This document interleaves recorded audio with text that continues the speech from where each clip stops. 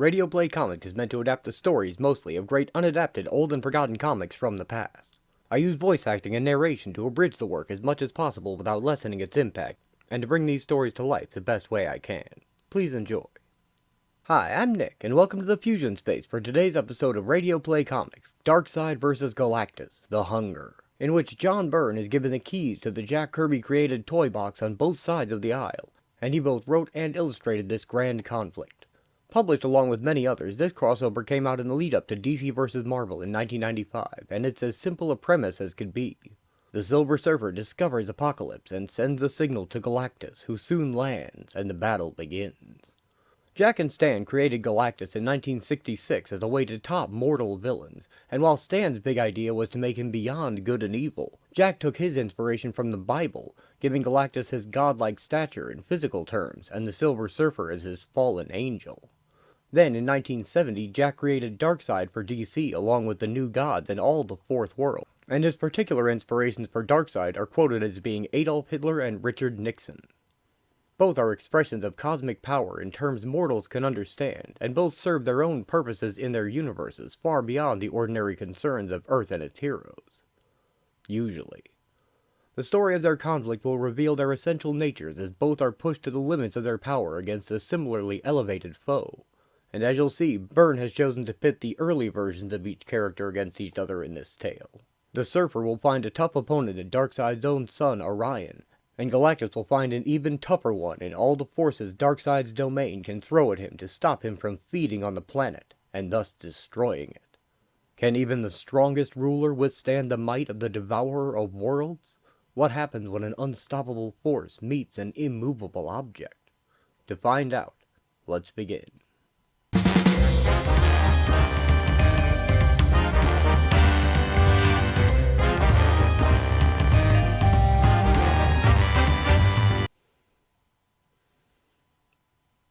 The Hunger. A place that is not a place. A time that is beyond time. A lush, placid green and blue world floats in space near a rocky planet covered in machinery, spewing fire in huge gouts from gigantic holes in its surface. Two worlds turn in the darkness, as they have for years beyond the scope of mere arithmetic to number. Know, then, that where these two worlds now spin was once a single world. Yet to even call it such is to diminish its true nature, for this was no mere planet, such as might call forth from oozing slime the meager filaments of life. This was the home to beings who by all their nature and their works must truly demand the name of gods. But no dispassionate deities these. The gods of old were beings of fire and ice, of bright fury and untrammeled savagery. Humanoid beings in advanced armor wield powerful weapons in a seemingly endless war. And so there came, as it surely must, to such a world, a time when the raging spirits dwelling there unleashed upon themselves a terrible apocalypse. On that day was their ancient world torn asunder. The planet explodes into countless pieces. The awesome agonies of its death throes, the simultaneous birth pangs of two new worlds. The pieces recombine into two glowing spheres. Yet two worlds separated by more than the gulf of space now widening between them. For one would come to be New Genesis, the home of all that was good, true and noble in the sundered race of gods. Bright and colorful beings frolic in the sky around a floating golden city. While the other would grow, as grows a gangrenous sore on the body of a fallen warrior, into the planet called Apokolips. A bleak and ravaged mirror ever in the shadow of its brighter sister. Uniformed troops patrol in formation over the blackened skies of a machine city by a fire pit. Today they face the greatest threat to their existence since the cataclysm that created them. "He's coming! Hi, Father! He's coming! He's coming!" One of the fastest of the new gods scorches the sky as he races to warn his leader. Calm yourself, Light Ray. Highfather knows. The source has already told him. But what are we going to do, Orion? Even your power is useless against... Don't waste energy on worry, my friend. If there is an answer, Highfather will have it by now. Orion, Light Ray. What news, Highfather? Only the worst. See for yourself, Orion. Even the source can offer little comfort at such a time as this. The source. When the old gods died, it alone survived, eternal, a reservoir of wisdom to the new gods, though its messages can be cryptic. In flaming letters shaped by a glowing hand from beyond, the source wall reads, "Hide the world." Hide the world? What does that mean? Is there nothing we can do to fight? No resistance we can offer? It would seem not, Orion. Light Ray? Highfather? This is a task only you, of all the gods of New Genesis, can undertake. I have considered the message of the source, and this is what I have decided must be done. Darkseid's minions watch their enemies from Apokolips on a view screen. They're up to something. Preparation for a sneak attack? The Master must be informed. Send a messenger to Darkseid's bedchamber. Tell him... Tell me what, Darkseid? Darkseid himself joins them. What do you imagine you can tell Darkseid that he does not already know? They connive. They plan. Always they scheme, my brother gods. Always they think they can thwart me. And today, what petty plotting occupies their small minds? New Genesis suddenly erupts with brilliant light and appears to become a sun. They have ignited New Genesis. They've set their world on fire. Listen, I can almost hear the screams as Highfather and his brood are roasted alive. I can almost smell the seared flesh, even across the gulf of space. I think not. Look again into the heavens, Darkseid, but this time look beyond New Genesis. Tell me what you see out there in the void. Nothing, and nothing, and nothing. Only the eternal emptiness, as is always... No, wait. What is that? An answer, Darkseid. A small silver object streaks through space towards them at an incredible speed. Perhaps a final answer to all questions. Faster than any mortal eye can follow, a gleaming figure speeds across the cosmic wasteland. Sheathed in a shimmering field of argent energy, he does not feel the deadly cold, does not heed the blistering heat of space. Power incarnate, he guides his gleaming vehicle towards the strange, small system he has searched so long to find. At last, at the very moment I was about to give up all hope of finding anything in this star desert, a world. He is the Silver Surfer. He is the herald of Galactus. The Silver Surfer flies closer to the surface of Apokolips to survey the planet. What a strange, sad world this is. Across the vastness of eternal space I have seen so many worlds. Ripe fruit for my master's plucking, but none like this. The bleak emotions which permeate this world assail me almost as a physical force. But there is more than imaginary force I must contend with this day, it seems. A swarm of flying creatures approach him. I sense in this display no mere ambassadors, such as other worlds have sent to greet my coming. There is violence in their very shape. These are parademons, creations of Darkseid, mindless, savage, imbued by him with a single, unassailable purpose, the utter destruction of anything against which their master directs them. The parademons dogpile the surfer and knock him off his board, following him down as he falls. Though he sensed their dark purpose, the Silver Surfer is unprepared for the sheer ferocity of their attack. Even the blazing fire of the power cosmic does nothing to dampen their frenzy. Their bodies surround him even as he blasts one into oblivion. Without thought, they have lived. and without thought they perish. And where one falls, it seems 100 rise to take his place. The surfer blasts more of them, but the parademons threaten to bury him as more join the dog pile from all sides. There was never anything to fear, my master. Your loyal parademons have found the match of this ill-advised invader. Perhaps. In any case, I think it is past time this sad charade was ended. Master, no! A few more seconds! Darkseid backhands Assad for his insolence. Ah! Worm, is all mortal suffering nothing to you but a source of petty pleasure? There is more at stake here than your loss of stimulation, Assad. Darkseid operates a lever. So much, much more. The cold hand of Darkseid moves across the face of the control panel, and in the churning heart of the great fire pit, a new and deadly force bestirs itself. The Silver Surfer is caught in a massive wave of parademons which sweep him over the edge of an enormous fire pit. The world itself prepares to move against me. I can delay no longer. Let the deed be done! Let the signal be sent! The Surfer raises his hand from the mass of burning parademons and fires a beam of blinding light into space.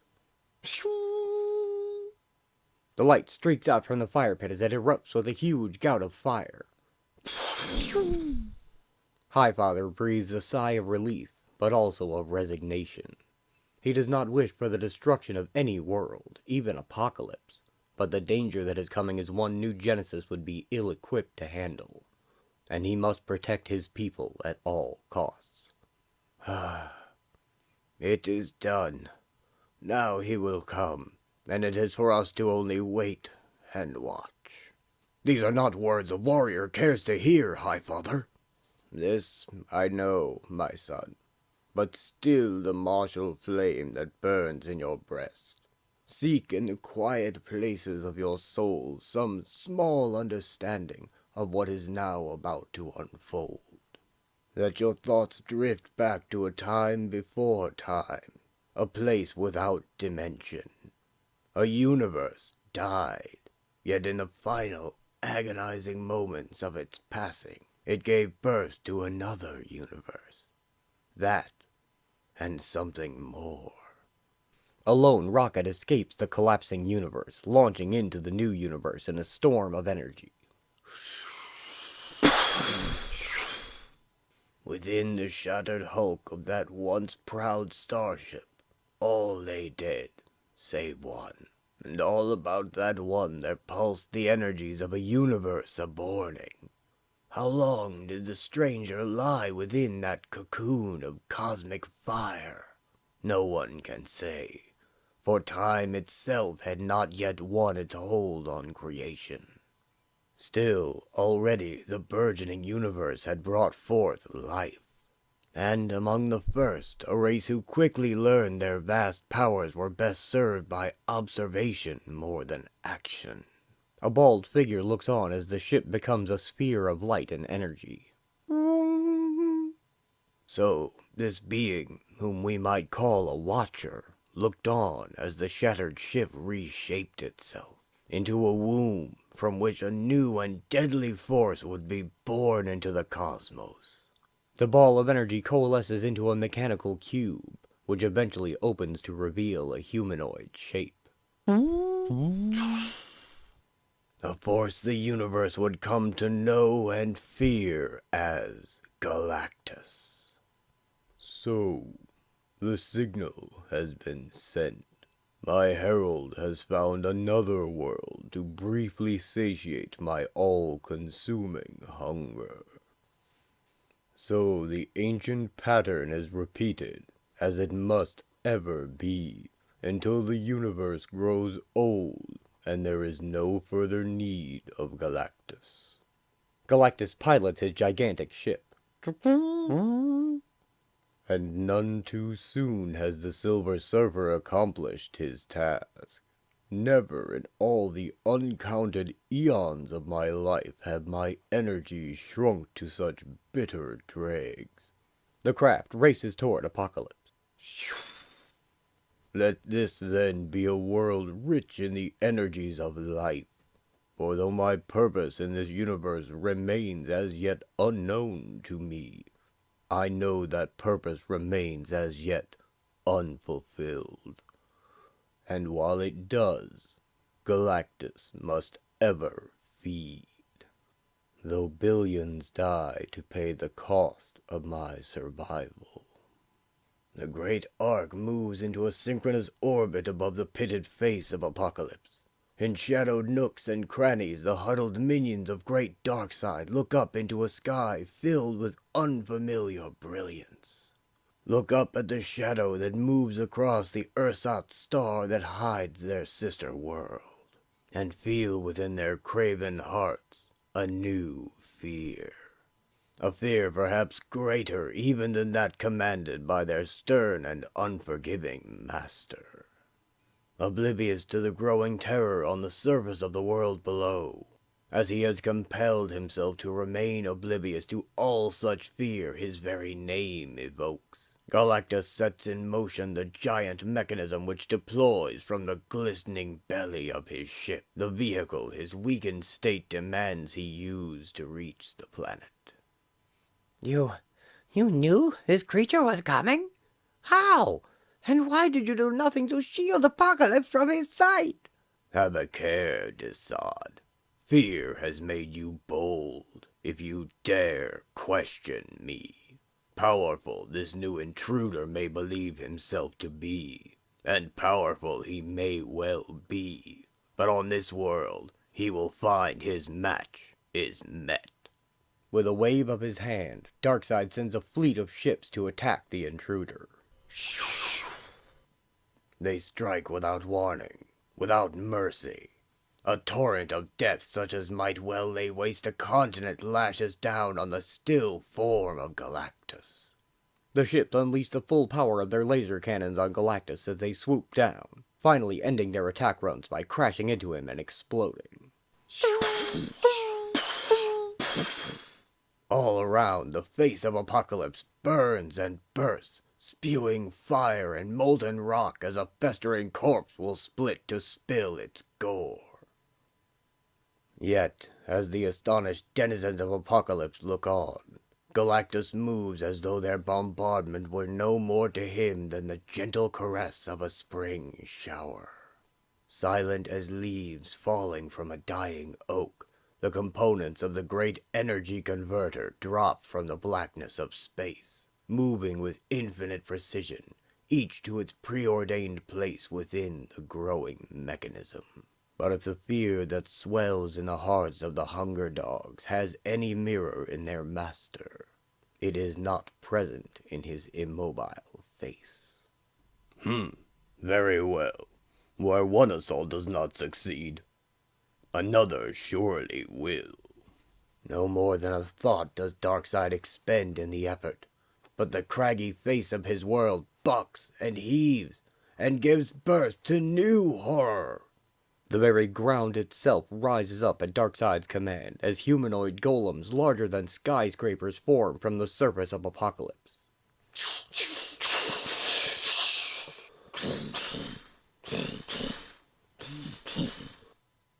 Oblivious to their creation as he was to the attack that preceded them, Galactus is caught for a moment unawares. One of the creatures punches Galactus from behind, and he falls to the ground. But only for a moment. Galactus fires twin beams from his eyes, and the gigantic golem is incinerated. The others surround him. Now the attackers have a measure of their foe. The second assault comes as from a single being split in many parts. The golems punch him together. Weakened by his hunger, Galactus staggers before the assault. Staggers and falls. But the victory, if such it may be called, is a thing too short-lived to be of consequence. A blast from elsewhere disrupts one of the attackers. The Silver Surfer has recovered from the fire pit and returned to the battle. Fear not, master. He flies to his master's side, blasting more of the giant golems to rubble with the power cosmic. So long as Galactus lives, so shall his herald. And so long as the Surfer flies, Galactus shall never fight alone. No hint of feeling shows on the face of Galactus as his most glorious creation hurls himself again and again into the fray. But in his deepest hidden soul, Galactus feels a momentary stirring. He looks upon the Silver Surfer and knows the bold vow of his herald will not always hold. The Surfer keeps the massive creatures at bay while Galactus attends to his machines. And as Galactus turns once more to his forbidding task, other eyes look upon the battlefield. The herald strikes down Darkseid's automatons as reeds in a hurricane. High Father, how long must we stand idly by and watch this? As long as is necessary, Orion. As long as it takes for the threat of Darkseid to be forever eliminated. No, it is an offense to the warrior's code. Though Darkseid be our most bitter enemy, if he is to be destroyed, it must not be because we did nothing. Orion dons his helmet and uses his Astro Force harness to fly out of Highfather's citadel. Highfather, what are we to do? There is nothing we can do, Light Ray. Orion has made his decision. I pray only that the universe will not one day come to regret that choice. Orion swoops down towards the surface of Apokolips. The Silver Surfer is a foe like none I have ever faced before. The wounds I will take in this battle will be hard to bear, even for me. Mother Box, if it lies within the scope of your powers, hold back a while longer the fearful touch of the Black Racer. Bing, bing, bing, bing. Now, Herald of Galactus, face the might of a true-born warrior of New Genesis. Orion charges into the Silver Surfer at top speed, knocking him off his board. What? Your power is great, stranger, but not so great as mine, for the power of the Silver Surfer is a part of that infinite power which is Galactus. Still in the air, the Surfer aims both hands and unleashes the might of the power cosmic on the Newt Challenger, blasting him out of his Astral Force harness, and they both fall together. The Surfer is caught by his board as Orion crashes into the planet's surface. No power in all the universe is a match for that. The Silver Surfer fires his energy at a giant golem while Orion climbs another's lifeless husk. So you may think, Surfer, but you are ill-informed indeed if you believe so small a wound will stop Orion. He leaps at the Surfer. Huh? Such spirit, such fire! You awaken in me dim feelings, memories, it seems, as of another time, another life. Who knocks him away with an uppercut. Ooh, if there was time for such reflection, I might well trace the full dimension of those thoughts, small and distant though they are. But the focus of my energies is needed elsewhere. My first and everlasting duty is to the one who called me forth from nothingness. He returns to assaulting the golems. What's this? The poor pathetic tale of the Silver Surfer is known to me, and it is something other than he himself would seem to think it. Master? It would seem the Ravager of Worlds has an unexpected weakness, Darkseid. The Silver Surfer speaks of Galactus having called him forth from nothingness, but this is not the case. Instead, the tale is told of a world, peaceful, thought by some to be perfect. A world called Zen-La. The peaceful planet of Zen-La spins silently in the void of space, unaware of the danger which is fast approaching. On that world there dwelled a soul made of another stuff from that which formed his fellow. He was called Norrin Rad, and though a paradise was his for the taking, he was unhappy. Why do you turn from my caress, beloved? Does the touch of Shalabal no longer please you? As ever, the merest thought of you is enough to inflame my heart, but there is a growing discontent which overshadows everything, turning the sweetness of my life to ash. He was a self-made outcast in his own world, one who sought adventure and excitement where no such things remain, until the day the star god called Galactus came to Zenla.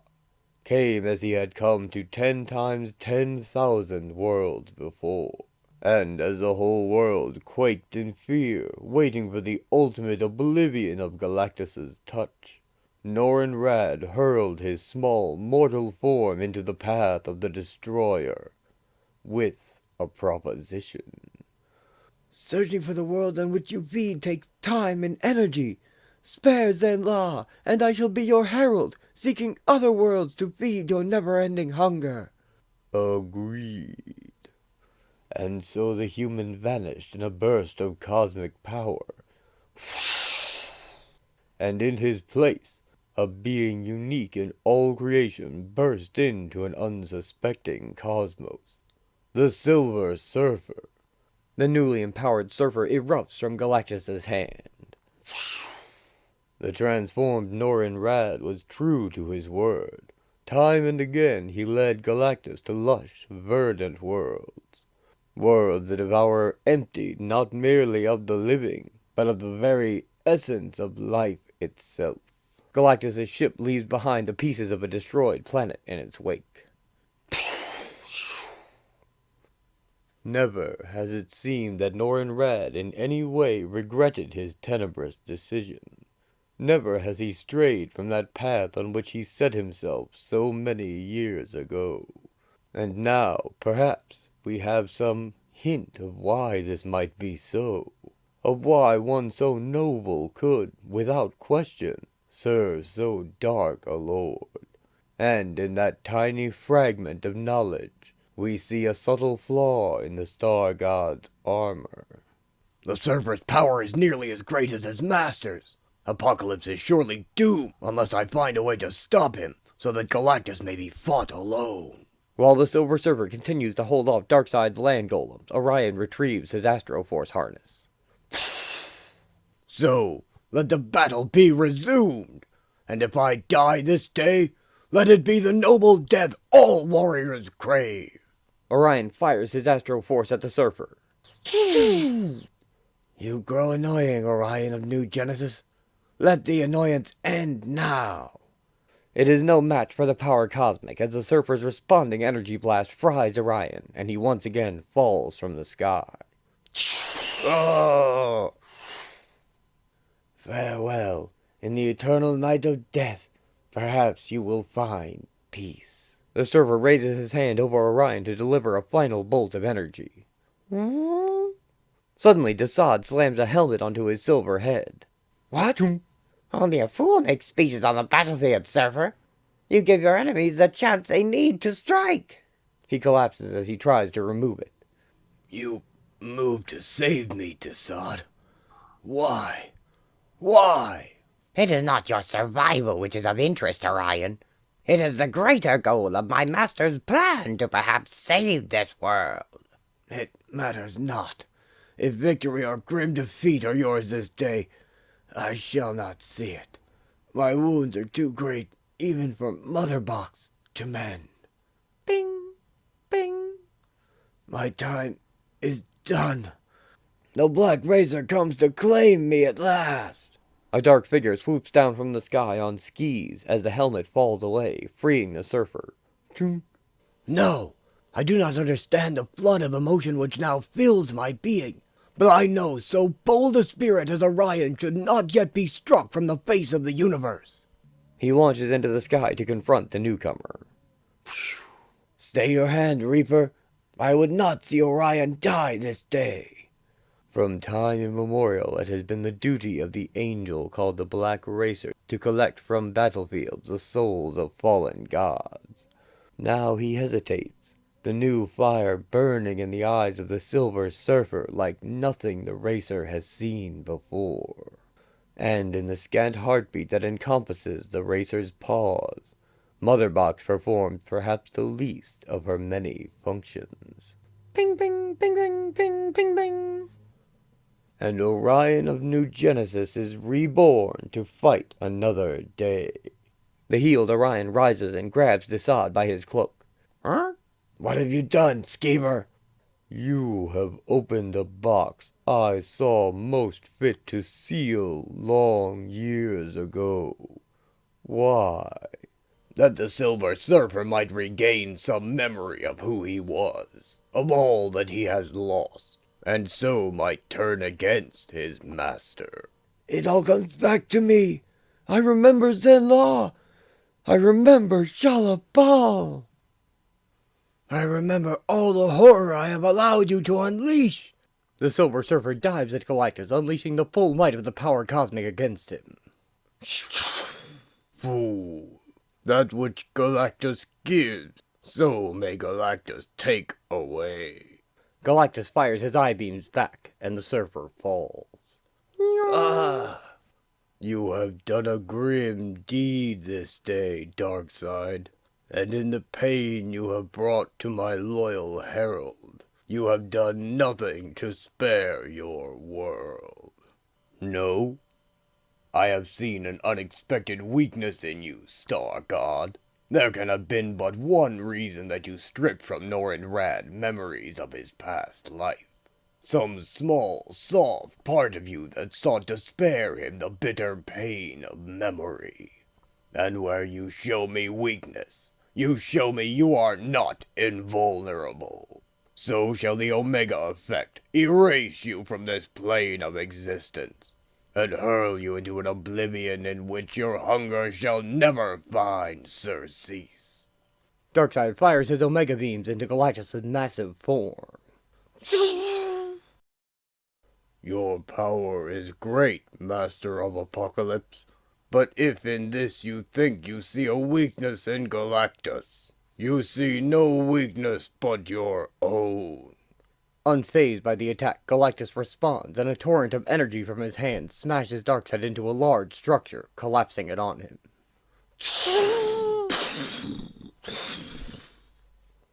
It was not compassion which led me to remove Norrin Radd's memory, Darkseid. From the day I accepted him as my herald, I have known a time would come when he would turn on me. Galactus raises the Surfer with his hand. But this, alas, was not that time. But when it comes at last, terrible shall be my punishment, and not the least shall be the slow and painful restoration of those memories. Blue energy bathes his silver body as he is restored to his previous state before Darkseid's manipulation. Master, what? Do not trouble yourself, my herald. What has lately transpired is of no present concern to you. I require now only that you restrain these godlings long enough that I may complete my task. The Surfer approaches Orion as he helps Darkseid out from the rubble. Well, Orion of New Genesis, do you stand against me once more?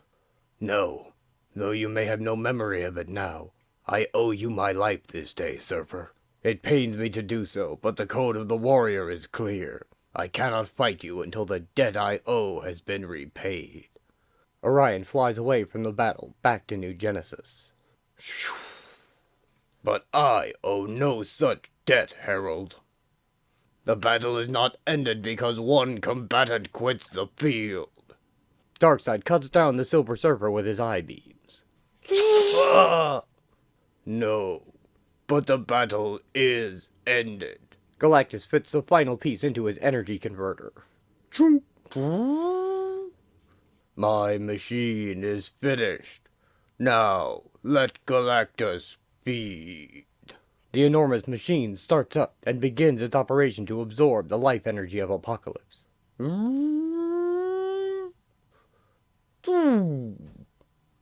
Eh? The energy does not flow. My hunger remains unsatiated.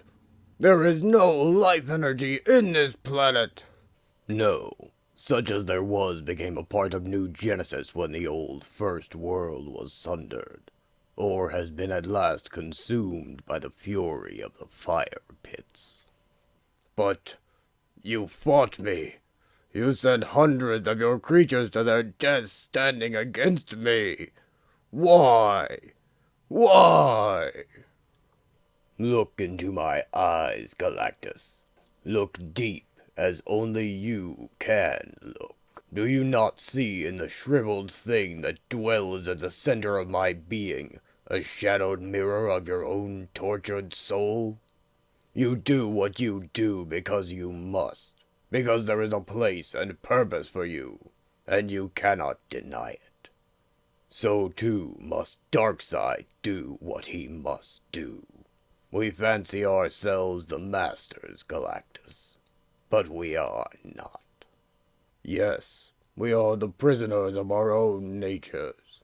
You fought to preserve this world for no greater reason than that it is yours.